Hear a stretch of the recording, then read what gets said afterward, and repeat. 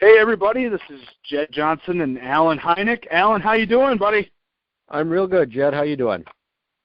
Awesome, dude. It's time for This Week in Grip. This is episode number 5, man. We're steamrolling over this place. How's your last week of training been, buddy? Been doing real good. Yeah. How about you? It was a good week. The time that I did get in the gym was solid, so no complaints there, buddy.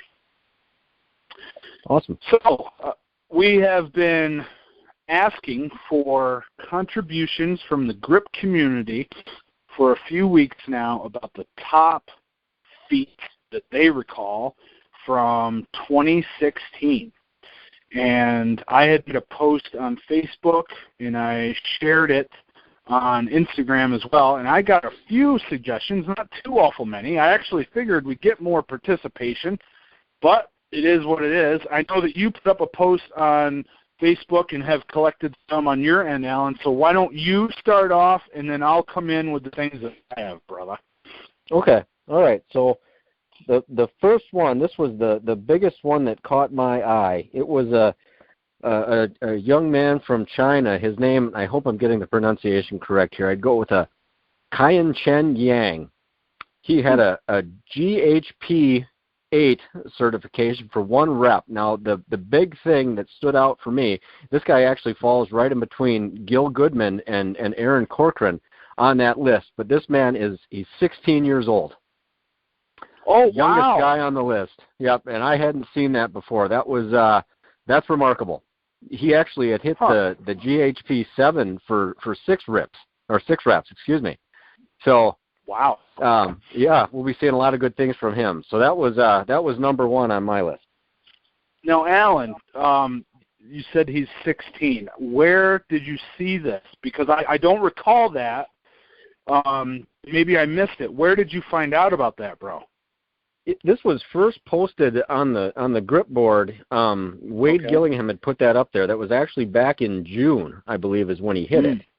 And I was doing some searching, and I actually saw that he had made it on the actual GHP 8 list as well. I'm just trying to find him. He actually has a YouTube channel here. Oh.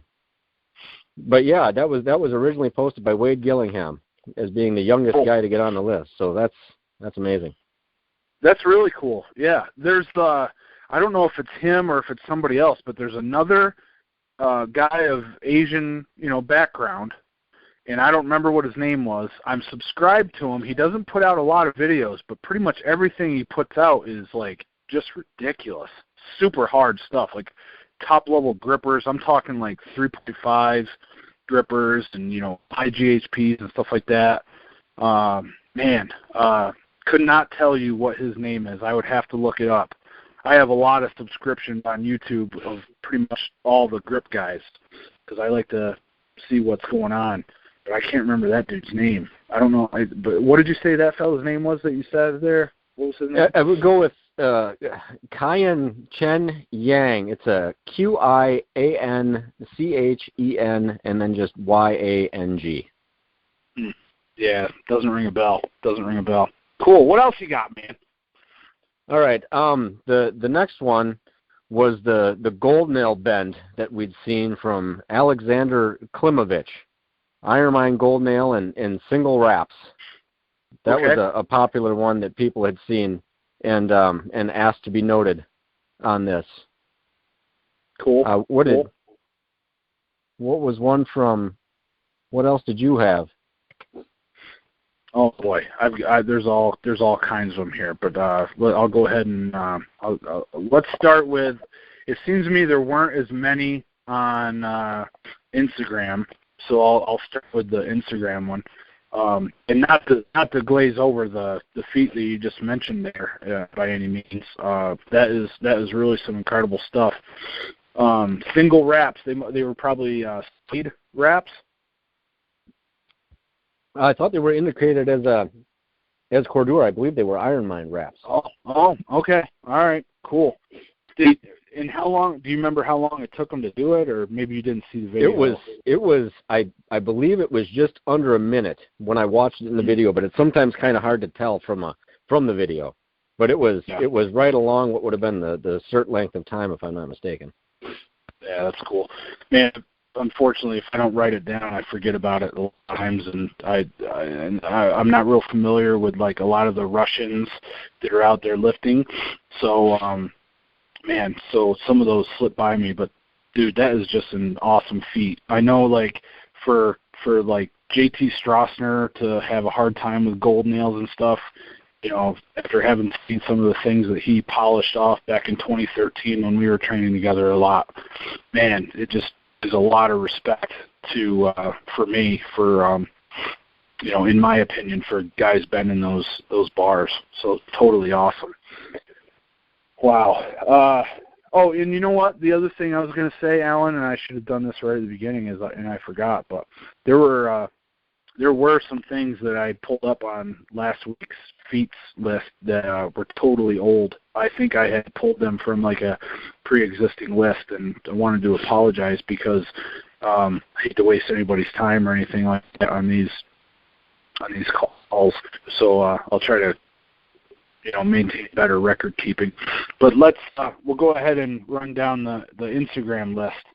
So heel since day one, which is Anthony William, he mentioned the Larry GHP 9 cert. And you remember anything about that? Because that's another one that slipped right past me. I do. Yep. I saw that. That was posted on by Wade Gillingham over on the grip board, and that was an amazing close. You could see him.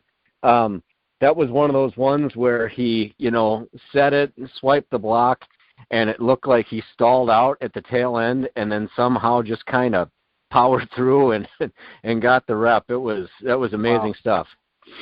Yeah, that's awesome, man. I don't know how people do that. For me, it's like I know it's going to shut from the moment that my set is over, or I'm doubting that it's going to shut. So maybe that's a problem for me with my mindset. But you know, very rarely do I fight through and close one, you know, that didn't smash shut.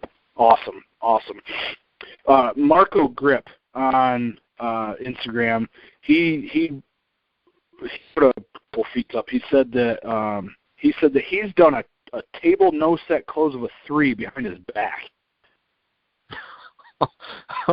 Okay, that's that's pretty sick. Like, you know, it's hard enough, you know, as far as like getting like an optimal setup. It's tough with a table no set close of any gripper, because like it feels like I never have that thing in my hand right. But to be able to do it behind your back where you can't see it, and you know none of your joints are optimized, that's freaky. Yeah, I missed that one. I got to try to find that. That's amazing. I've never heard of anybody trying that before, so there's some creativity there. That's good stuff. Right. Yeah. Let's see. He said, he said that he's never seen anybody else do that before, and I totally believe it. He also said that he did a thumbless lift of the inch dumbbell on Christmas last year, which that's something that I've tried several times over the years, never been able to do it. Extremely hard. You ever try any inch style dumbbell thumbless, Alan? No, I haven't. I've seen some other guys do that. You know, I believe Storm Chelino had one out there, a thumbless inch lift. I think what is it? Ron Bass, another arm wrestler, has done a thumbless lift. I'm not sure. I mean, it's got to be. I know there's a bunch of guys out there who have done it, but that's amazing. That's another video I guess I'd missed, but I can't believe how some of those people can do that. I can't. I mean, I'm nowhere near an inch lift by using all of my digits. So it's great when people can pull that off. It's true. I was at a strongman competition in 2005 up in Connecticut. I think it was called Stronger Than All, and I wasn't competing. I was doing a we used to do World Series of Grip off to the side of strongman competitions, and people could come over and try number 3, inch dumbbell, blob, and then old school York 45-pound hub. And this guy, man, he had a French name, and I think he might have been in like bib overhauls. like the overall things that are like made out of denim and stuff. He looked like a farmer, and just totally jacked dude, man, like huge. He couldn't lift the inch with a regular grip, but he scooped his hand under there in a thumbless and smashed that thing, man, easy. Like came up in less than a second. It was brutal. I wish I could remember his name. Yeah, French name, like a French name, like had like Soie at the end or something like that.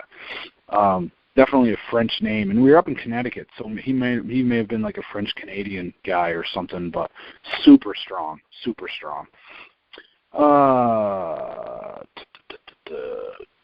Farm from Yuha, also Mark Grip pointed out as well, which, yeah, obviously is unbelievable. I mean, yeah, how many people have done that now? It's probably 10 or less, right? Yeah, what was it, 78 feet or something like that? The distance he went? I don't recall. Yeah, I was looking up some of that stuff this morning, but he had it was just a monstrous distance that he went. I think, was it even, one of them might have even been slightly heavier than the regular inch too. I could be wrong about that, but I don't know if Yuha has if he has the matching set, or if one's the, he's always talking about one being his, no, maybe they are both the same. Yeah, if I was just doing a little math, I think they probably are about the same. So. Yeah. I think he's posted videos with heavier ones, but they may not have been his. They may have been like somebody else's at like a different location or something like that too. Mhm. Yeah. You see, another one on my list was Evan Raftopoulos' his Rolling Thunder pull-ups world record. It's 27 reps. He blew the old record out of the water by, what was it, 8, 9 reps, maybe even more. That's amazing. Wow. He actually has and I didn't see this on their record list, but he actually has a one-arm Rolling Thunder pull-up, which is that's awesome. Anybody that can even do a one-arm pull-up, that's insane in itself. But pulling that off on a Rolling Thunder, that's right up there. Yeah, for sure. Yeah. Very, very good stuff. And I think we've talked about Evan before. He puts up some just amazing stuff where it's like doesn't even have to try in order to do it. So really good stuff. Yep. So I got another one here that's pretty interesting. This is from a guy named uncomfortably.strong on Instagram, and he's pointing to Griffin Whiteside taking the grip pull crimp record. Have you ever heard of the grip pull? No, I haven't.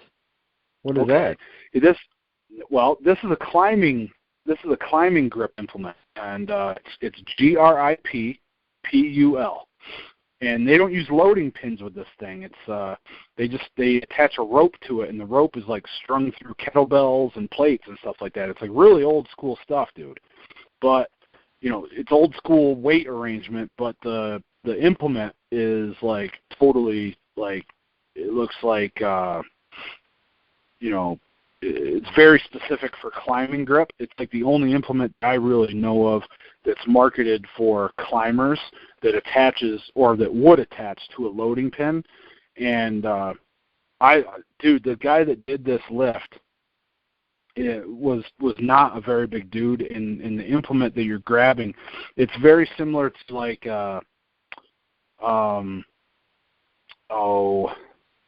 the thing that I hurt myself on back in 2011 from David Horn, one of the grip tops that's like the rim lift thing. It's kind of that, what he's doing, yeah. So check out at Beast Fingers Climbing, at Beast Fingers Climbing on Instagram. That's where you can check out the grip pull. Awesome. Beast Fingers Climbing. One other inch lift I had that really stood out for me, and I don't know if you'd seen this one. This was actually one of Gil Goodman's inch lifts. It was the lift of the steel inch. The big impressive thing was seeing Gil pull this lift off in dress pants, dress shirt, tie, like he just rolled out of a after a job interview, walked down into his gym and picked it up. And I have never seen that rates right up there with a no set close behind the back, because anytime you see somebody lifting the inch dumbbell, they're dripping with sweat, it's weight belt, it's things like that.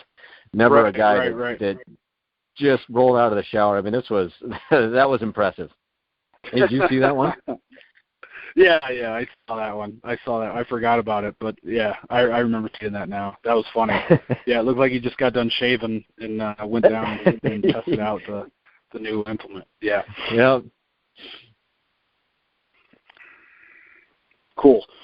So, Brickfingers on Instagram, he pointed to a few feats. Nathan Hall closing the GHP 9. Did that happen during 2016 too? Oh, I don't remember. I guess I thought that was an older feat, but yeah, it may be. And he might have been thinking about that other dude that we were just talking about with the GHP 9 too. I'm not sure, but or it might have been from a different year, and he only saw it in 2016. So that's fine. And then he also talked about the Russian guy that bent the gold nail. We got Gresham Gripper talking about the double inch lift by Morgan with less than a year of training, which I think we're going to see a lot of really impressive stuff from this guy. I can't wait to see what he's able to put together.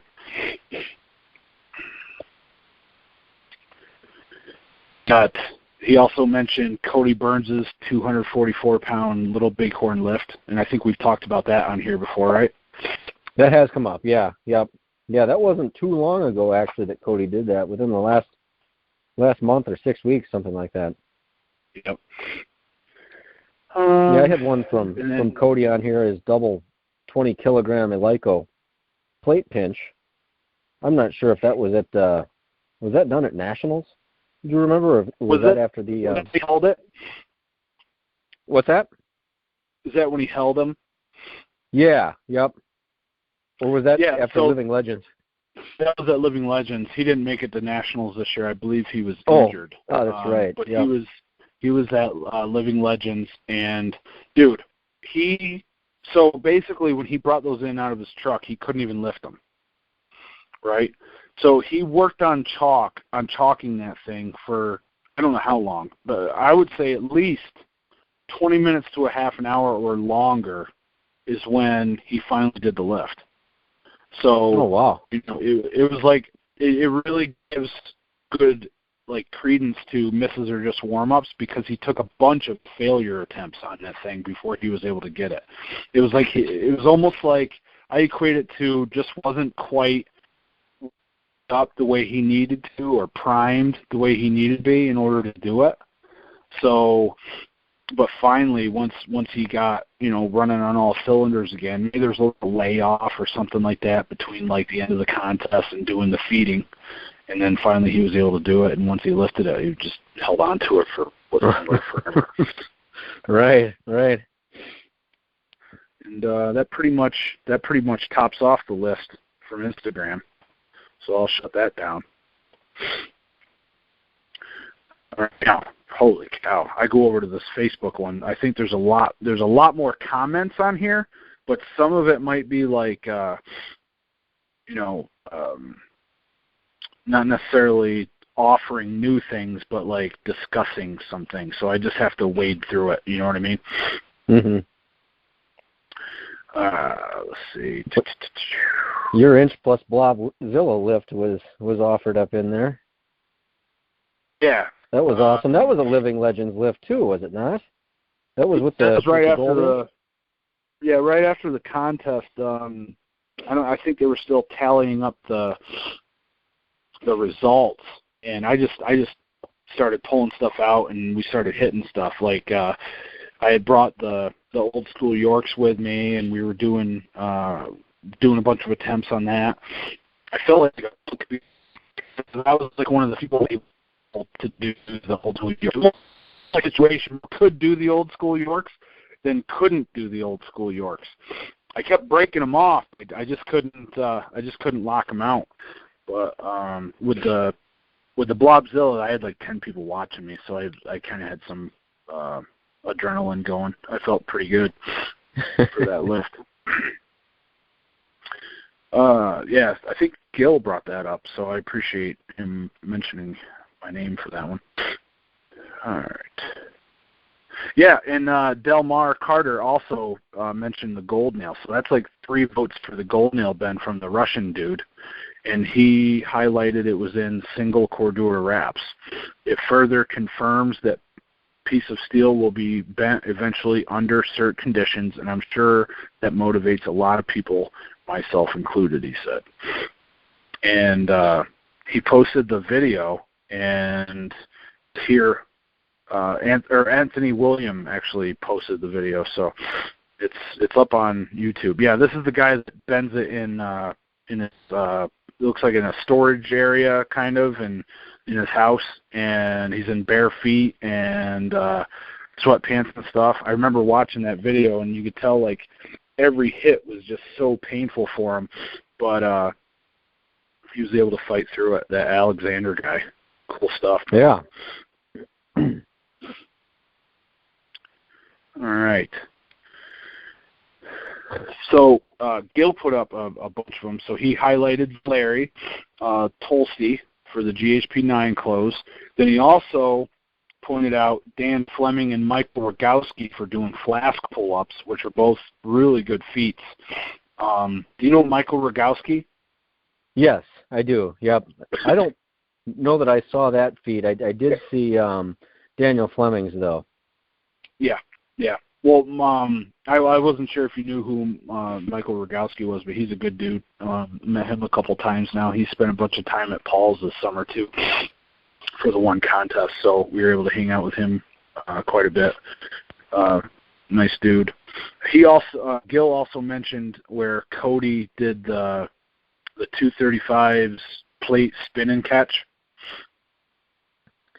I saw that mentioned. I hadn't seen that video at all. Where was that done? I don't recall. I want to say it was on Instagram, but it might have been Facebook. And it very well could have been on YouTube as well. But what he did was he pinched the plates, and he did it very dynamically, very powerfully. And he was able to release them with spin on them and then catch them again. And I think it was the same hand. Like, I think he just popped it up in the air, and they didn't really move at all. They just kind of rotated on an axis, and then he just was able to grab them again with the same hand. And he tried it with 45s, and he hit them with his hand, but wasn't able to, like, grab them. Okay. Yeah. So this spin, did they literally rotate, like, was this like a clockwise thing, or did it actually turn as in like the side it was facing him was no longer facing him? Which kind of? That's right, yes. Oh, that is awesome. I've never heard of anybody doing anything like that. Have you heard of that before? No, I don't recall anything like that, no. The thing I would equate it to is I remember several years ago, Wade Gillingham did a facelift of the Blob. He picked it up and then released it, and it kind of did a quarter turn or an eighth turn, and he was able to grip it from the normal gripping surface. So I would equate it to that, but I'd actually say the 235s is a tougher feat. Yeah, that's incredible. I wouldn't even have the room. Probably couldn't do 35s anyway, but even trying something more manageable, I just wouldn't have the room. Those things would be flying and breaking things. That's just awesome. Yeah, for sure.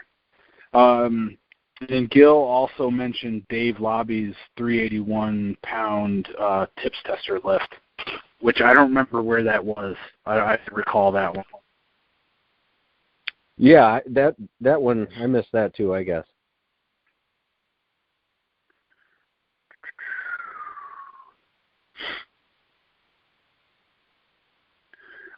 Going down a little bit on this, Martin Braun pointed out Adam Glass's various planks, muscle-ups, etc. from the pinch bar.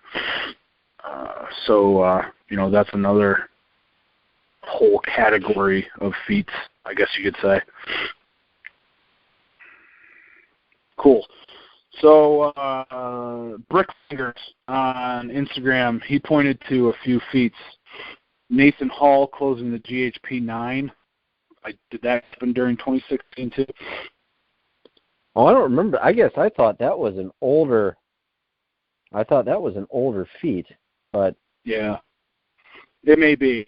And he might have been thinking about that other dude that we were just talking about with the GHP 9 too. I'm not sure, but or it might have been from a different year, and he only saw it in 2016. So that's fine. And then he also talked about the Russian guy that bent the gold nail. We got Gresham Gripper talking about the double inch lift by Morgan with less than a year of training, which I think we're going to see a lot of really impressive stuff from this guy. I can't wait to see what he's able to put together.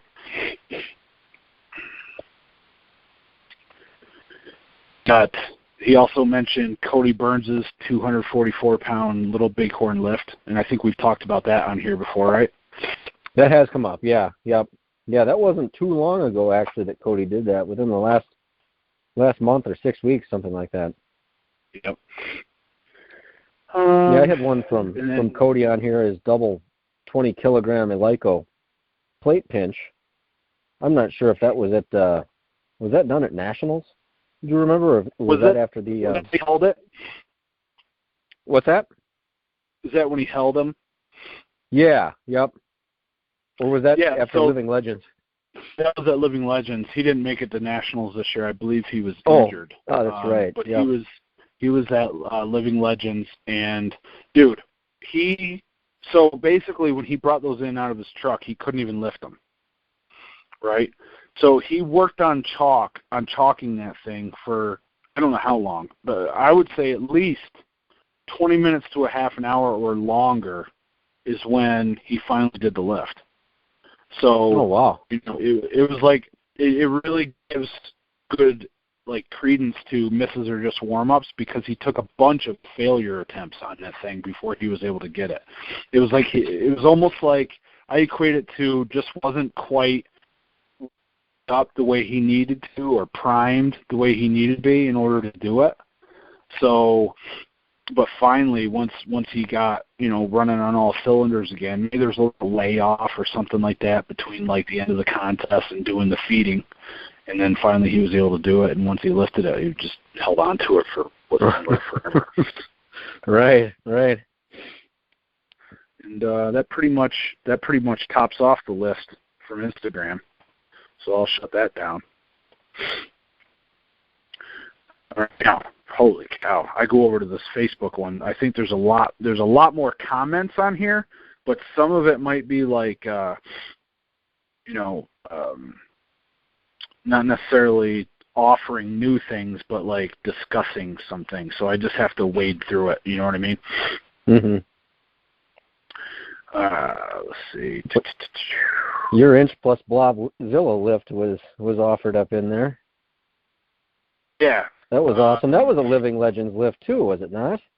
That was with the... That was right after right after the contest. I think they were still tallying up the results, and I just started pulling stuff out, and we started hitting stuff. I had brought the old school Yorks with me, and we were doing a bunch of attempts on that.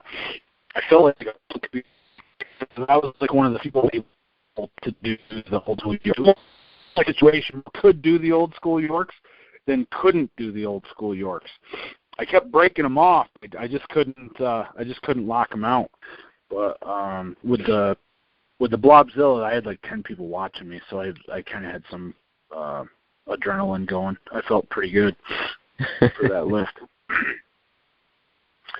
Yeah, I think Gil brought that up, so I appreciate him mentioning my name for that one. All right. Yeah, and Delmar Carter also mentioned the gold nail. So that's 3 votes for the gold nail bend from the Russian dude. And he highlighted it was in single cordura wraps. It further confirms that piece of steel will be bent eventually under certain conditions, and I'm sure that motivates a lot of people, myself included, he said. And he posted the video, and here, Anthony William actually posted the video, so it's up on YouTube. Yeah, this is the guy that bends it in his it looks like in a storage area kind of, and in his house, and he's in bare feet and sweatpants and stuff. I remember watching that video, and you could tell like every hit was just so painful for him, but he was able to fight through it. That Alexander guy, cool stuff. Yeah. All right. So Gil put up a bunch of them. So he highlighted Larry Tolsty for the GHP9 close. Then he also pointed out Dan Fleming and Michael Rogowski for doing flask pull-ups, which are both really good feats. Do you know Michael Rogowski? Yes, I do. Yep.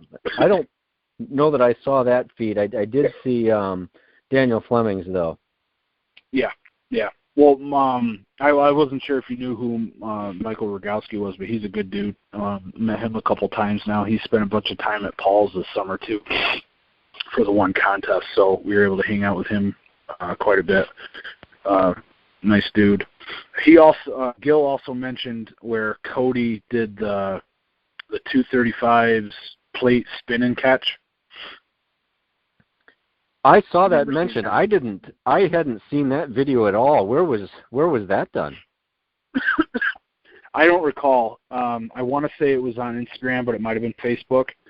And it very well could have been on YouTube as well. But what he did was he pinched the plates, and he did it very dynamically, very powerfully. And he was able to release them with spin on them and then catch them again. And I think it was the same hand. Like, I think he just popped it up in the air, and they didn't really move at all. They just kind of rotated on an axis, and then he just was able to grab them again with the same hand. And he tried it with 45s, and he hit them with his hand, but wasn't able to, like, grab them. Okay. Yeah. So this spin, did they literally rotate, like, was this like a clockwise thing, or did it actually turn as in like the side it was facing him was no longer facing him? Which kind of? That's right, yes. Yeah, it didn't turn like an around the world drill. It was like they were literally spinning on an axis, like it was almost like flipping a coin, how it spins on an axis like that. Wow. So you see heads, okay. tails, heads, tails. Yeah. Oh man, that's amazing. He went from like a grip with his thumb on the head side to spinning it and gripping it on the tail side. Oh, that is awesome. I've never heard of anybody doing anything like that. Have you heard of that before? No, I don't recall anything like that. No. The thing I would equate it to is I remember several years ago, Wade Gillingham did a facelift of the Blob. He picked it up and then released it, and it kind of did a quarter turn or an eighth turn, and he was able to grip it from the normal gripping surface. So I would equate it to that, but I'd actually say the 235s is a tougher feat. Yeah, that's incredible. I wouldn't even have the room. Probably couldn't do 35s anyway, but even trying something more manageable, I just wouldn't have the room. Those things would be flying and breaking things. That's just awesome. Yeah, for sure. And Gil also mentioned Dave Lobby's 381-pound tips tester lift, which I don't remember where that was. I recall that one. Yeah, that one, I missed that too, I guess.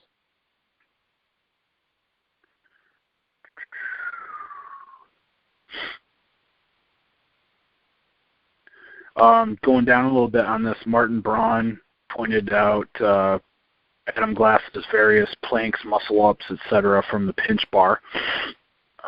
So that's another whole category of feats, I guess you could say. Lee Cummings put out a few here, and a lot of these I think I probably missed. Like Steve Gardner, I guess, put up a 161.85. I think it's kilos adjustable thick bar lift. Remember seeing that? No, I hadn't seen that one. this is an absolute sick number. I guess Liam Pattison did a one-hand Euro pitch of 50.35 kilograms. First ever time trying the event. Oh, wow. Dude, 50 kilos is what, 110 pounds? 110 pounds, yeah. Yep. His first time ever touching it. That's awesome. Yeah. Colin Whiteley, 200 kilograms on 1-inch handle, hold for 20 seconds, first time trying it. Elizabeth Horn bent the blue nail when she was 7 months pregnant, which, dude, that's a lot of respect, man. I don't know how she does that stuff. That's not the first time I've seen her doing stuff pregnant either. Whether she's still carrying the child or she's literally like carrying the child around, she's able to still pull off grip feats. It's amazing. I've watched a lot of that stuff about her. Yeah, a lot of competitions and pinch events and stuff. She'll literally have like a baby on her back, in one of those contraptions. Yeah, doing those. So that is awesome. Well, even her the new record. Her blockbuster pinch record she set. She was I don't know how pregnant she was in that, but she was definitely pregnant at that time as well. Yep. She must be able to either manage the morning sickness or avoid it altogether because, all the women that I've, been involved, known when they were pregnant, I mean, they were almost always sick. So whether my sister, my wife, my cousins, it's like they never felt good every time I saw them once they were like 5 months and beyond. So she's maybe she just willed away. Did I ever tell you the will it away story, Alan? No. What was that? So it was 2004 or 2005 at the Strongest Man in Massachusetts or something like that, up in Boston. And I weighed in, and I was 261. Well, we were under the impression that the weight class was 255. So I was like, oh, crap, I got to make weight. Well, I'd never had to make weight before, So I go to the store, and I bought this stuff that, like, it's supposed to make you crap, right? It's a laxative. Okay. Right? So it was I bought it because it was red. I like the color red for whatever reason. I don't know why, but it was like a black bottle, and it was like not black, but it was like a dark bottle, and it was red. So I don't know what it was called, man. I just bought it because it was red. And I was like, well, I'll just drink half the bottle. So I drink half the bottle. And this is like 10 minutes, dude. This is like, weigh in, panic, go to the store, and I'm back to the place in 10 minutes. And I walk in, and the dude running the contest is like, hey, you didn't go to the store yet, did you? I was like, yeah, I've already gone and come back. Why? He's like, well, the weight class has changed. You're actually underweight because the weight class limit was like 265, not 255. I'm like, what are you talking about? Like, what are you talking about, dude? Yeah, you don't take any of that stuff. He goes, you're good. I was like, well, I already drank half the bottle. He's like, well, what are you going to do now? I'm like, I don't know. I guess I'm just going to have to will it away. So, dude, sure enough, I had one movement that night, and it was like minimal. Nothing, and then I didn't even think I went the next day. I literally like shut my colon down so it wouldn't get overactive, and I won that contest the next day with no problems. Well, that could have definitely gone another way. Yeah, that's awesome. Yep. So that or the laxative just didn't work. I don't know, but it sounds a lot better when I say I willed it away. Yeah. Joe Musselwhite mentioned. I skipped over Fitz DeBova, who did a one-arm chin-up on a Rolling Thunder, I guess. Are you familiar with that feat? Fitz DeBova. No, I don't. I wonder if that was the one. There was one other one on Iron Mine. Maybe that was him with the picture of that. Maybe. The name doesn't jump out though. Okay, cool. Joe Musselwhite points to his wife, Tanya Musselwhite, who did a 45-pound dub hub lift, which I think I missed that one as well. But yeah, that's a good lift. I don't know what like the world standard is for women's lifts on the dub hub or anything like that, but that sounds pretty good to me.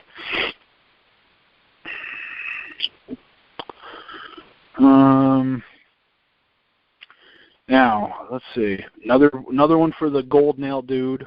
Another one for the Spin and Catch with 35s. Another one for Valeri's GHP 9, and another one for Ev's pull-ups on the Rolling Thunder.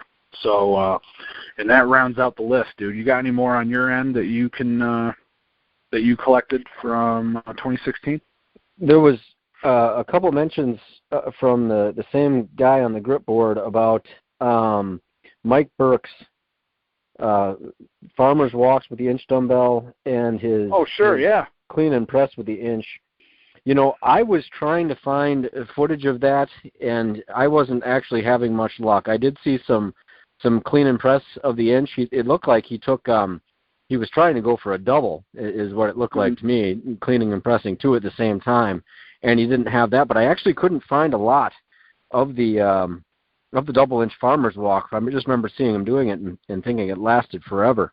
I didn't know how far he went though. And they had it situated in a square. It was like a square layout, and he had to walk around the square in order to get the distance. Yeah. Mm-hmm. And that was go ahead. No, that was the only other one that had popped up. Yeah. Valeri's GHP cert, and that was really it from there. Yeah. Well, lots of good feats on that list. There's no doubt about it, man. No doubt about it. I appreciate everybody that sent in suggestions or posted on those various spots where we put up places to receive those lists. So thanks a lot for participating, everybody. And I'm sure we'll be doing it again. Maybe we'll do, like, once we're halfway through the year, we'll see what everybody thinks has been the best of feats. And I'm sure once we get into next year, we'll do, like, the biggest feats of 2017. So don't be afraid to make notes. Get, feverishly obsessive with this, just like Alan and I are. And track everything as well as you can so that you can remember. Well, cool, man. So have we wiped out the list then? Yeah, yep. That wraps it up. All right, cool. All right, so let's go on to this week in grip, the last week. What do you think is the biggest thing that took place this week in your opinion, Alan? Okay. Well, Juha has clearly outgrown his inch dumbbell. If you hadn't noticed that, he is. When you get to the point where adding, just a couple plates on the globes isn't enough, and you got to add things like chains and kettlebells, that's just some next level stuff. He had, what was it, a total of 103 kilograms was the inch with all the crap that he had on it. That's unbelievable. And he rips those things off the ground like they're on springs. Just practically hitting himself in the chest with it. Yes, absolutely. In fact, we actually start the show off with the Juha watch, and I intimidated Juha into, literally scared him. He was shaking in his boots, and he has sent in a little clip for me to read for this week's training. So I'll go ahead and find that in my list now, if it's all right with you, Alan. Yeah. All right, so this is what he says. Juha, the Grip Monster Harju, is training hard for the 2017 Rolling Thunder Finnish Nationals. The contest will be April 30th, 2017 in Jyväskylä, Finland. Harju's goal is to break officially Clay Edgen's Ironmine Silver Bullet world record time on the COC gripper, which was 5 seconds. Harju also wants to win his 7th Rolling Thunder Finnish champion title. So he sent me some video clips. Thank you, Juha, for that. He says, in this video, Juha lifted the inch dumbbell, 78 kilograms dumbbell, with 25 kilograms in extra weight. And he says that the inch dumbbell is a very good assistance movement for rolling thunder. So thanks for sending that in, Yuha. My pleasure to include that, and we will be continuing to watch you. You better not be sloughing off, Yuha. You better be taking each training session seriously, especially if you're going for that number 4 world record, because I'm going for it too next weekend, brother. All right, Alan, anything else that you saw Yuha do this past week? No, that was the main thing that jumped out for me. Yeah, but I tell you, with his, that silver bullet training, that ought to complement the MM7 training that he's doing quite well, I would think, getting him towards that. Oh yeah, yeah, for sure. If nothing else, he'll be strengthening his set a lot for the what is it, MM7 he's going for? MM7, yeah, yep, trying to get on that list. Yeah, oh, awesome.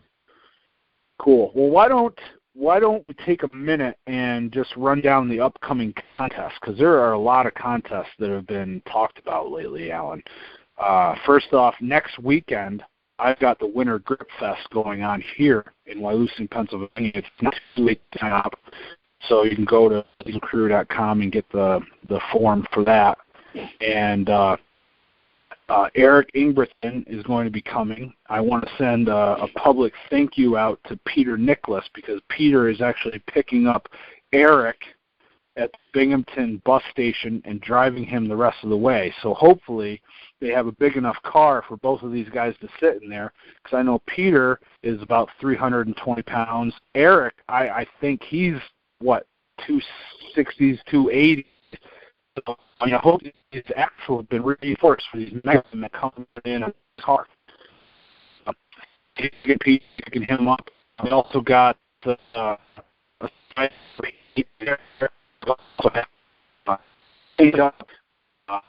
whole group of guys.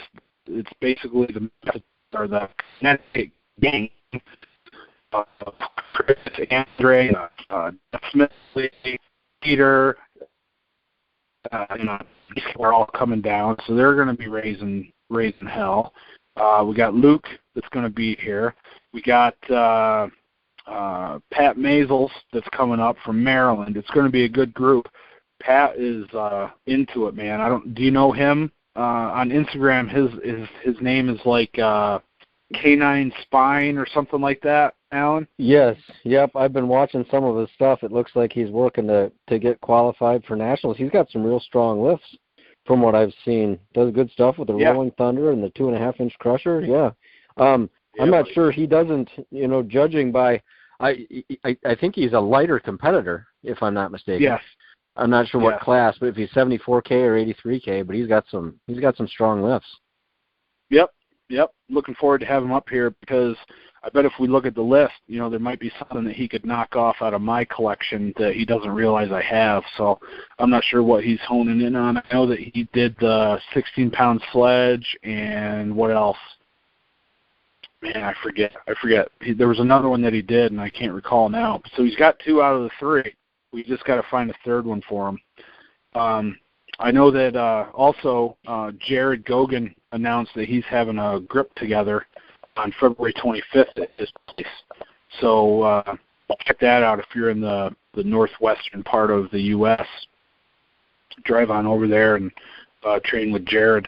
And then also I wanted to recognize 3 people, Alan, that have been on the North American Grip Sport organization committee, board, or whatever you want to call it, and they have decided to step down, move on, and we're going to be taking, we're going to be taking on new members in order to replace them, and there's going to be more information coming out about that, but just to recognize Andrew Derniat, Brent Barbie, and Eric Milfeld for a job well done over many years. Andrew Derniat has run multiple contests, multiple nationals, World's Strongest Hands. He hosted Living Legends last year. He's done a ton of stuff behind the scenes. Brent Barbie has been helper for me on multiple occasions at contests. can't tell you how many things I've discussed with him through email over the years and cell phone and stuff like that. He was on Grip Strength Radio with me before. He's one of my best friends in the sport of grip and just a friend in general. And then also Eric Milfeld, who has been involved in grip since before me. He's the guy that used to run the grip bash on the grip board. Do you ever remember the grip bash, Alan? You ever remember anything about that? I don't remember much about it. I'd seen some stuff written about it in the archives. When you do a search, it comes up once in a while. Yeah, so he would hold like online contests. He would decide the events, and you would just do the lifts at your house and the lifts in, and then there would be a winner. And that's pretty much where we got the scoring that we use now, the base 10 scoring. In fact, on some documents, you'll probably see that grip bash scoring will be used, and that's what it comes from. But Eric has been focused primarily on powerlifting the last couple of years, and just decided to move on. So we'll be making announcements once we decide exactly what we want to do. We were talking about it last week, and I think we're getting real close to making an announcement for new members on the board. So that'll be coming up soon. So stay tuned for that. I have the FitCon Grip Challenge that's taking place over the weekend of March 24th and 25th. That's a 3-event grip contest, and it is Rolling Thunder lift for reps in 60 seconds, plate pinch hold for time, like literally for juniors and women it's 2 10s hold for time, and for men it's 2 25s hold for time, a set in each hand. And then the third event is bull ring hub lift for max weight. That's coming up at the end of March in Dallas at the FitCon Fitness Expo that Big J is putting on. He invited me out this year, so I hope to see everybody out there at Dallas, Texas. And then last week I had mentioned the contest that I said that James Fuller was going to Buenos Aires or something like that, or New Zealand or something. I had that wrong. So it's the IAWA World Championships. It's in Belmont Center, Perth, Australia. So I had the right hemisphere, but I had the completely wrong country, continent, and everything was totally wrong. So let's see. The events are, again, dude, I love these events, dude. It's day 1 is cheat curl, 1-hand dumbbell snatch, 1-hand 2-inch vertical bar lift, bench press feet in the air, and then day 2, clean and press, 1-hand hack lift, and then 2-inch bar straddle deadlift. So I don't know what happened to the hub lift feet that I thought James was talking about. I must have gotten that wrong or something, because I didn't even see that on there. But that's in September. So if anybody's looking for a reason to travel to Australia and get a strength competition in, there you go, brother. And then the last one, which I had this written down to mention as an upcoming contest, it's since been canceled, was David Horn announced the July 1st World's Strongest Hands, and then ended up having to cancel it. So I guess that's not happening this year. You know of any new contests that have been announced, Alan? No, I don't. No. I knew of your Winter Grip Fest coming up. I had heard mention of Jared Gogwen's one in the FitCon, of course, and that was too bad about World's Strongest Hands. I hadn't heard why that was canceled or anything. I just saw that right after he posted it that it wasn't going to happen anymore. Right. Yeah. Well, I think he was expecting like more promoters to come on board with it, but I know I just didn't want to commit to it because it's July 1st, which is right by July 4th, and a lot of times we have family stuff going on both weekends, before and after the 4th. So, and plus I don't even have a couple of those implements like the lever top, and there was something else that I don't even own. So I decided not to do it this year, but yeah, it stinks. It's something that happens every year. It's too bad it's not going to take place this year, but hopefully in 2018. Mm-hmm. What else? What else we got on your list there, Alan? On the grip board, some more MM grippers went out this week. Looks like Gil Goodman's looking to certify MM3 on his offhand, and Tim Butler's got the MM1 heading his way. So we should be, these guys should have these real soon, actually, so we should start getting some feedback, I would think.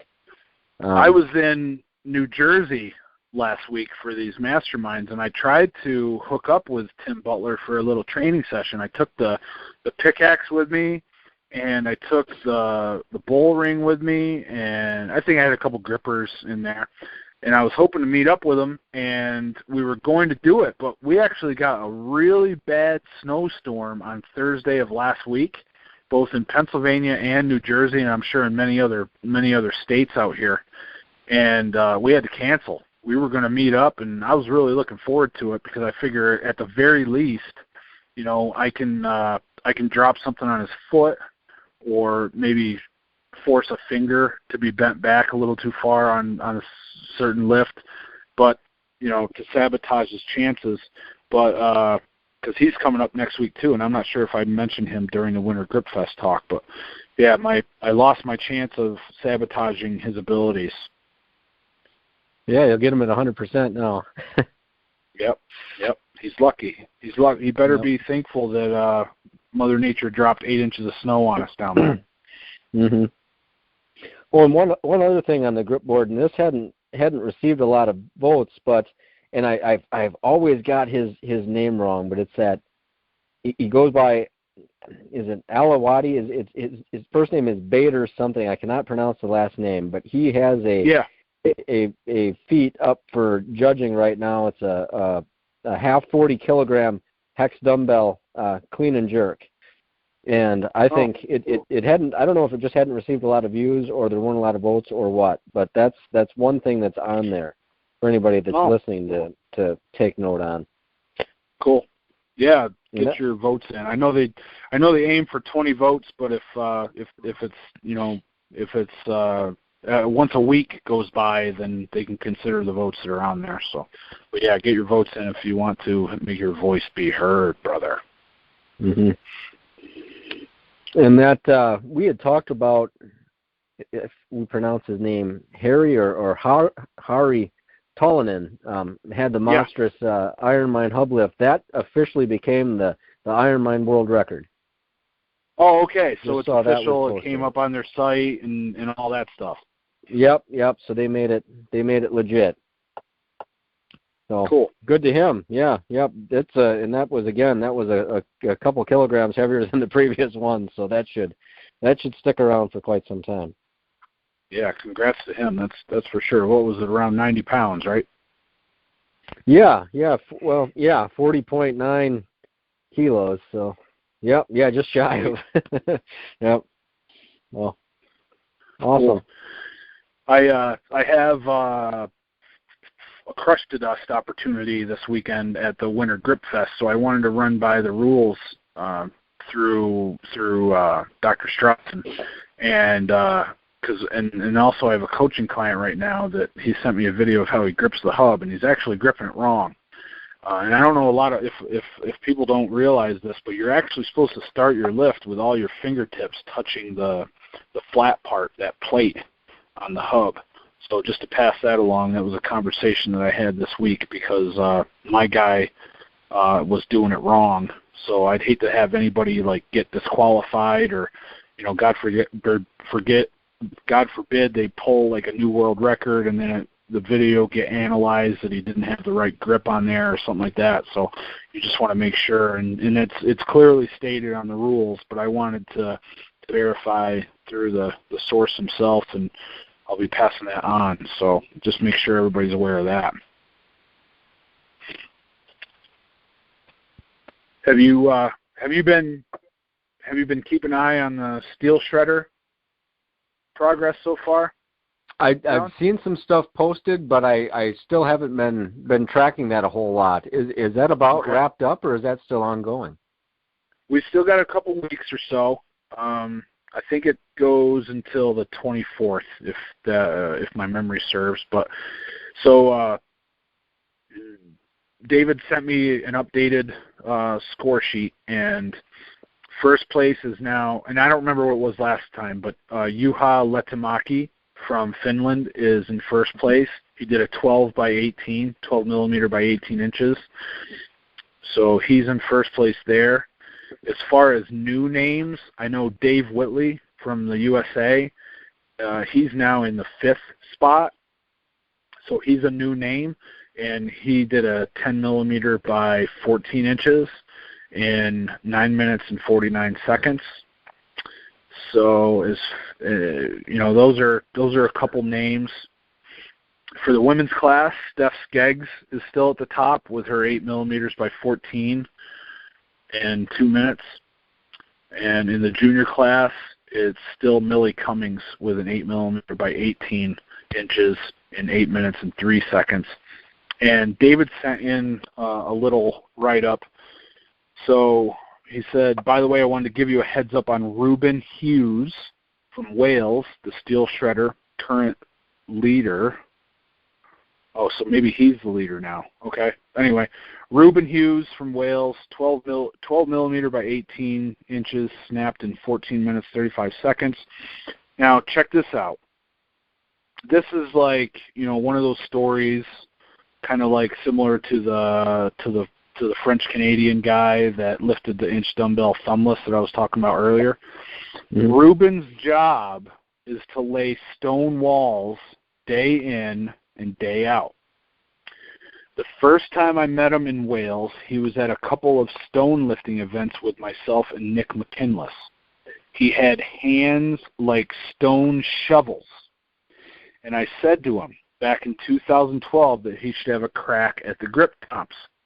Anyway, last year, he got stuck into some of the events and actually started to train. So he's now lifted the 177.5 kilo Krishith stone probably more times than any other person, and gained the world record on the pickaxe to rear hold with an amazing 7.4 kilos for 31 seconds. And that was just bettered by Phil Horwood. David says this guy's pain threshold is as high as his strength, and Reuben is a very modest man. So it sounds like, dude, these beasts are out there. You know what I mean? They're just walking around. They don't know what they have. These guys that use their hands all the time, it would be so awesome to get like some of these implements into their hands and see what they could do. Like, and we'd have more stories like about this Reuben Hughes. Right, yeah. There's been a lot of new people popping up lately. It's been real exciting, the last year with a lot of new faces coming out there. So yeah. This should be good. It's true. And this kind of connects with the quote of the week that I found for this week, Alan. Oh, awesome. So you do the work in life and everything else just follows. And that's by Triple H, which is Triple H is like second or third command at WWE right now. So it's kind of you could almost take it two ways, dude. I think the way that he meant it was when he said you do the work in life and everything else follows is when you're willing to put in the work, you will be rewarded by attaining your goals. But at the same time, looking at it from an angle of a Reuben Hughes, you do the work in life. You work your ass off with manual labor, and everything else follows. You work your ass off. You put in the time, stacking stone and doing brick and masonry and all that stuff. And who knows what else you could be, able to do in life once you're introduced to the means. A lot of, let's face it, a lot of people do not realize that grip even exists. So I think there's a lot of people that, maybe they work hard and maybe they don't get a ton of enjoyment out of their job, but I think if they could see what they could put into grip with some of these implements and, what they could accomplish, I think it would almost make it worthwhile for them. You know what I mean? Oh yeah, for sure. Yeah. Yep. Yeah, they could. Yeah, a ton of these things apply to a lot of people like that. It's really something. Like I think back, I don't remember the guy's name, but it was probably like 05, 06 maybe, and I was at the gym in Towanda, my hometown there, and I had the Euro. I had my Euro in there. You know, and I'm doing work on it, you know. And the dude walks in. He's a stone guy from stone stacking from the quarries in the area. And dude, he walked right over and picked 200 pounds off the ground on the Euro, like 6 inches. Yeah. No clue how to even grip it for that matter. Probably didn't even chalk up. Yeah. yeah. I think he did like 185 with no chalk, and then I said, dude, you got to throw chalk on, and we got to get some weight on there. And 200 came off the ground, like almost for a legal lift. Yeah, it's almost embarrassing when people pull that stuff. Yeah. I mean, it's just some people are walking around with that horsepower, you know. Mhm. Yeah, and then they blast right onto the scene. It'd be nice if they'd almost sandbag for a little bit, at least make it look like it took a couple of years to get there instead of just show up and then pow. You know? Yeah, that's true. You find any good quotes, Colin? No, I didn't. I like yours though. Yeah. No, the quotes I've been struggling with. So. Yeah. Well, when I see something, I save it. So otherwise, I don't remember them. So, yeah. It helps that again, you have to be obsessive with this stuff and keep really good track of everything. So, I end up sending myself about 20 emails a week in order to not remember everything or to not forget everything, I should say. Cool. All right.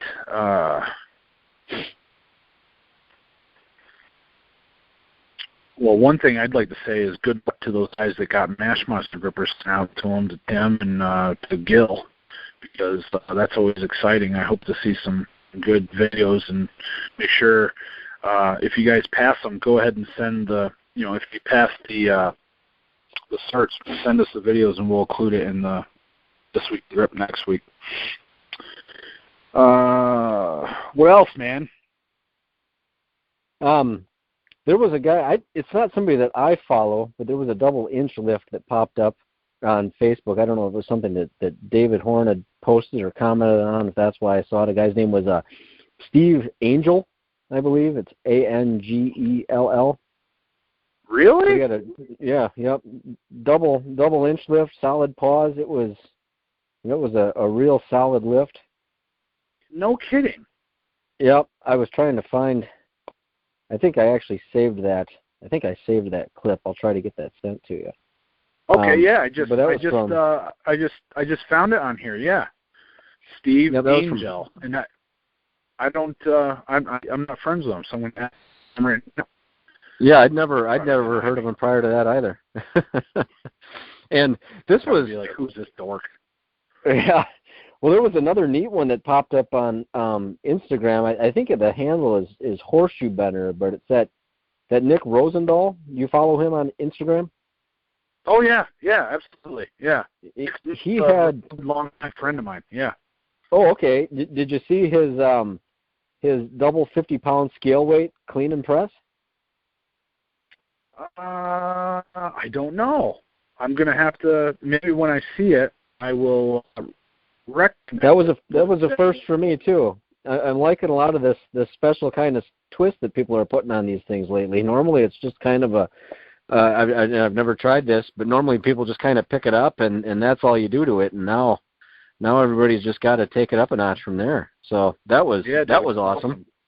Yep. Yeah, for sure. And yeah, I think I saw that but failed to write it down. So sorry about that, Nick. Yep. Cool. And then Dan Fleming came along and tacked a few pounds onto his previous wrist wrench PR, hit about 107.7 pounds. That's just I did ridiculous. See that. Yep. Yeah. I can't imagine just putting on 3 pounds like week after week. It's just right. The sky's the limit with that guy. Yeah. And when I sent him, he bought that off me, and when I sent that, I dipped that thing in baby oil. So I mean, Imagine when it dries off. Yeah, right. Yep. And one other thing on Instagram, and I don't know what this guy's name is. I've been following him for a while, and I don't know if you follow him, but his handle is Nigwaka, Nigwaka. You know who that is? That? I don't. That's Yuha Letamaki. Ah, okay. Yeah. Did you see his pickaxe lever to the head video? 9.72 kilograms. It was a very strict lever to the head. It was amazing. I've seen it. I think I saw it when I was on my trip, and I probably just kind of flipped right past it or something, man. I remember seeing pickaxe with weight on it, but I don't think I watched the video, you know. Okay. Yeah, that was nice. Really good, solid form on that. Some people kind of let their arms dip a little bit, and his was just boom like a rock. So that was awesome. That's cool. Yep. Sweet. But that was about. Oh, the one other thing that I thought was actually really neat. I don't know if you follow some of the people that are part of Mark Bell's super training gym, but there was a guy. He goes by the handle the Natty Professor. The Natty Professor. Okay. The Natty Professor. Yeah. His name is really tricky. I would go with Sima Inyang. That's NSIAMAINYANG. But he pulled out, and what I thought was cool, I didn't even realize some of these gyms had this, but he was actually using a rolling thunder in one of his videos. And I just thought it was awesome that the super training gym had that. And it looked like, he was hitting something looked around 180 pounds, hitting it without a lot of difficulty. And cool. even made mention to, not that it was something that he was training, but he made a specific mention of how he would train it if he was going to, and it sounded right on par with a guy who knew something about grip. So that was just awesome seeing that coming out of a bigger gym like that. That's cool. I did not know about him, and I didn't see that video, but believe it or not, on my list of things to talk about today, I actually mentioned that Mark Bell was hitting Rolling Thunder last week. Well, oh, sweet. So I didn't even catch that. I follow Mark Bell, so. Yep. Yeah. Awesome. Yeah, this guy, say his name again, the Natty Professor, Nsima. Let's call him the Centaur. He's got a nickname, the Centaur. Yes, so that was his other nickname. Yep. Okay, there we go. And I did not know him. He is jacked, dude. He's ripped up. He's lean. Looks like a strong dude. He's doing like a double overhand deadlift here. Could have been a hook grip. I'm not sure, but definitely double overhand. And man, he's got a lot of plates on there, dude. Holy cow! Yeah, these guys are awesome. But that seems to be one of the more popular handles that we do see that some of these guys have. I think Alan Thrall, we've seen some videos of him playing around with the Rolling Thunder, and I know Brian Elsrew uses one in some of his videos too. So it was pretty neat seeing a lot of those guys actually using these things. Yeah, for sure. Definitely. Did you see Thomas Larson put up a couple feats last week? I probably caught them. I don't have anything written down about him. What did you see? He did 325s pinch. Oh, nice. And then he did a 60-pound inverted dumbbell lift. That I saw. Yeah. Yeah. Dude, that's big. Awesome. I can't do my 55s. And it's not my hands are plenty big enough. I can't complain about that. But when you get into that wrist extended position like that, holy cow, it's so much harder for me. So much harder. I'd like to see how that guy does on something that's actually a thin pinch. Oh yeah, I haven't really. I like I said, I've been friends with him for a while, but I just didn't know that he was into grip, and then all of a sudden just video after video kept popping up left and right of him dominating the wide stuff. So I guess he chose the right username on Instagram with Mr. Wide Pinch. No doubt, yeah. That'd be awesome if he'd get a hold of, the other half of that, new blob that Morgan came up with. See how he'd do. Maybe be the first guy to rip it off the ground. Yeah, that's going to be interesting. And it's funny you bring that up, Alan. Morgan was selling one of his 140s, half 140s, and I'm honored to say that Nate Browse and Andrew Pankey split the cost on buying that and shipping it, and it is now in my gym. Awesome. I got a message one day from those guys, and they said, this is what we're going to do if it's all right. And I was like, wow. I didn't know what to say. Like, totally blew me away. I was so surprised, touched. What a gift, you know what I mean? So yeah. I've got a video, should be coming out probably tomorrow or the next day. I shot a video comparing, like, my Blobzilla and the 140. So that'll be coming up. That'll be coming up on the YouTube channel real soon. So, but thank you. Big thank you to Nate Browse and Andrew Pankey for that gift, because I never would expect or ask for anything like that. And they said that it was, kind of in recognition for everything I do or done or whatever. So really, really blew me away and totally unexpected. Total surprise. I was like, wow. So it did. It finally arrived. Let's see. It arrived late last week sometime. I can't remember when it was, but yeah. So well, that is awesome. Have you had a chance to palm that sucker yet? How is that? I guess I might have to wait till see that video. But what's your initial impression? I worked on it yesterday, and it was very hard. I did not lift it. It doesn't feel like out of this world, but I did not break it off the ground. So now I had probably the worst training session I've had since October, so I by no means was on top of my game or anything like that. But, last time I went to New Jersey for my mastermind meetings, I came back and on Saturday did trap bar deadlifts and injured my back. So I didn't pull anything off the floor yesterday.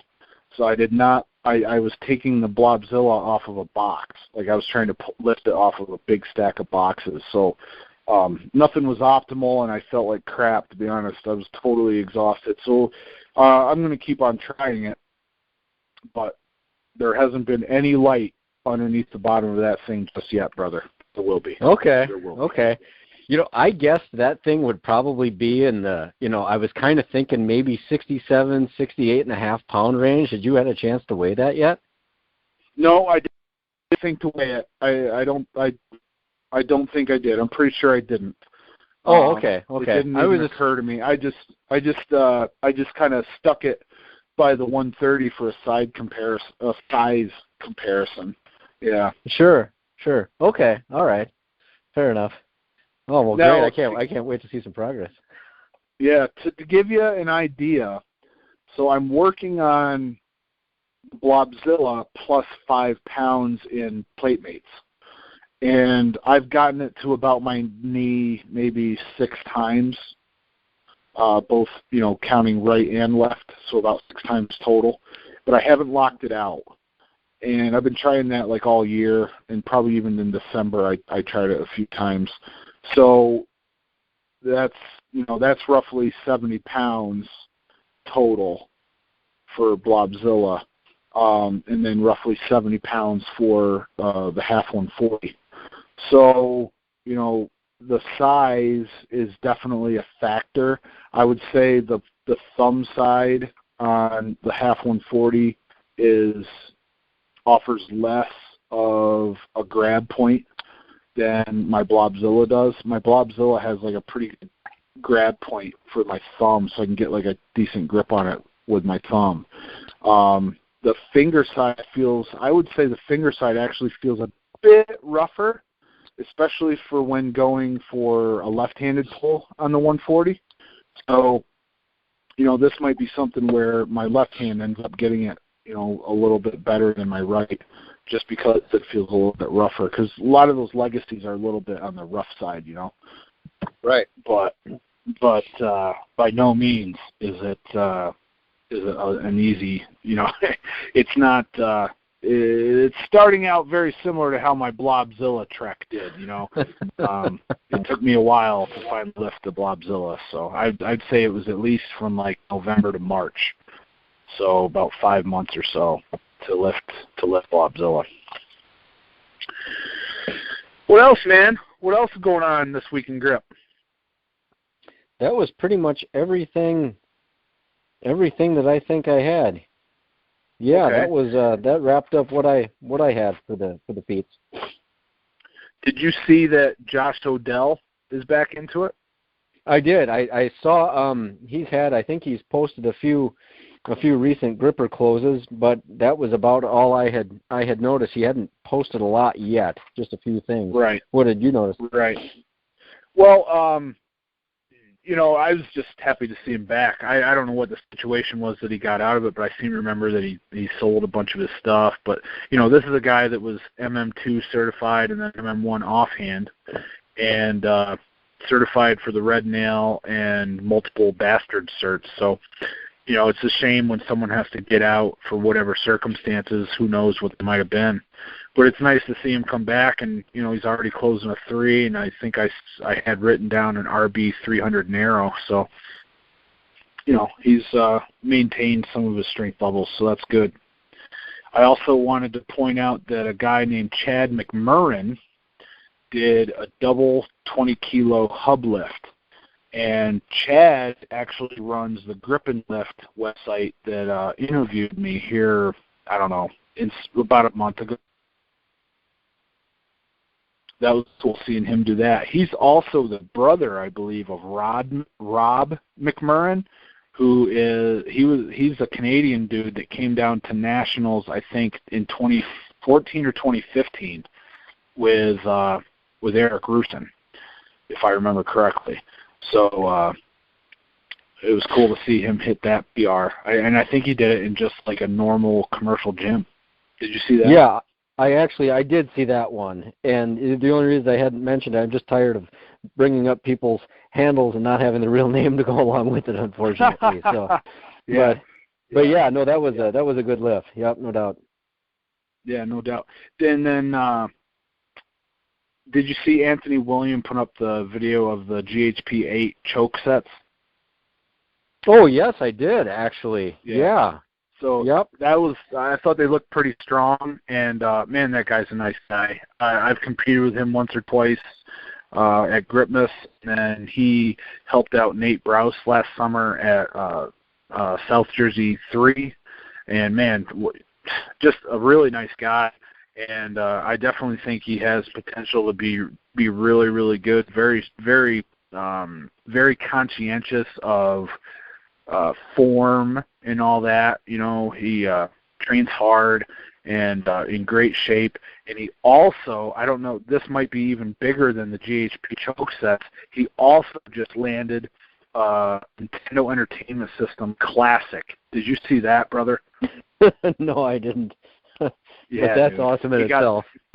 Yeah. Takes me back. It's the thing where the games are like preloaded in it, so like you get like 20 or 30 games or something like that. So he smashed that for sure.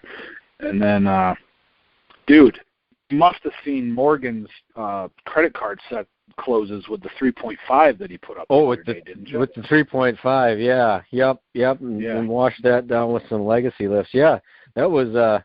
Yeah, he hit it with the, what did he get it? He nailed it with the right hand and came real close with the left. Did he miss left? Because on my phone, the video was upside down, and it was like making me seasick. So I didn't really look too close. But Yeah, that was a spooky video, man. I was like, what the heck is going on with this? And then I realized it must have gotten flipped. So, yeah, I could show you how to flip that over, Morgan, if you need help. So feel free to message me if you're listening. Well, that or he did it standing on his head, so that could make for an awesome feat of the year for 2017. Oh, yeah. Kind of like the behind the back, no set close, yeah. Yep. That reminds me, I haven't tried any blob work hanging from my inversion boots lately either. It's been a couple of years since I've done that. There you go. Let's try that. And then, Alan, I wanted to give a shout-out to David Wigram. You know, you're familiar with him, right? Yes, yep. I've seen a lot of his stuff. I follow him on Instagram. Yep. Dude, did you see his I think he's going to be a male model, dude. Oh, I know. I already know what you're talking about. Yep, with the sledge work. Yeah. Oh, my God. Yeah, man. Wow. I didn't know. I mean, I've seen videos. He's been really lean for a while, but it looks like he packed on a little bit more muscle, and just wanted to recognize him. I mean, that takes hard work, dude. I mean, it's been like he's been like really cut up and jacked for a long time now, and man, my hat's off to him, brother. He's looking really good. So let me know if you need any help getting into modeling, David, and I'll hook you up with some of my contacts from my past experience. That's a joke. That's a joke, Alan. Next time I tell a joke, I'll bring my triangle and I'll ring it so that I can get a response instead of just crickets. And then I don't know if this really goes with This Week in Grip, man, but I know I think it was like last week or maybe 2 weeks ago, they increased flat rate pricing at the USPS, I should say, at the post office. And the reason I'm bringing that up is, guys, if you're shipping blobs, I've helped a couple people out with this. If you're shipping blobs or anything real heavy, don't just stick it in a brown box and then take it to the post office. You want to get usually a blob will fit in either a medium or sometimes you'll have to go to a large flat rate box. And a medium flat rate shipping right now is $13.60, whereas shipping like a 50-pound blob, I think it's like $33. So, just to help people with their budgets and stuff like that, I know sometimes, you want to buy multiple things, and you can probably save enough money to buy like an extra cool grip item this year if you go with the flat rate shipping. So most post offices have like complete lists of the flat rate prices. So you can save some money on a flat rate box or even a flat rate padded envelope by sending grippers and steel and stuff like that through those means rather than just sticking it into like a yellow envelope that you'll buy from the store. So just a little public service announcement right there from old Jetter. And then, dude, that wipes me out, Alan. I got nothing else here, dude. I've exhausted my list of notes. I'm sure I missed stuff, and I hate to admit, but I'm sure I did, especially the fact that I was out of town a few days this week. But if I did miss something, guys, I'm sorry. But keep up the good work, and hopefully we'll catch the next awesome feat that you pull off. Anything else, Alan? Nope. I'm all finished up. All right, cool. Well, we'll be coordinating for next week's episode of This Week in Grip. But thanks a lot for joining me on this fun voyage, Alan. It sure has been fun, my man.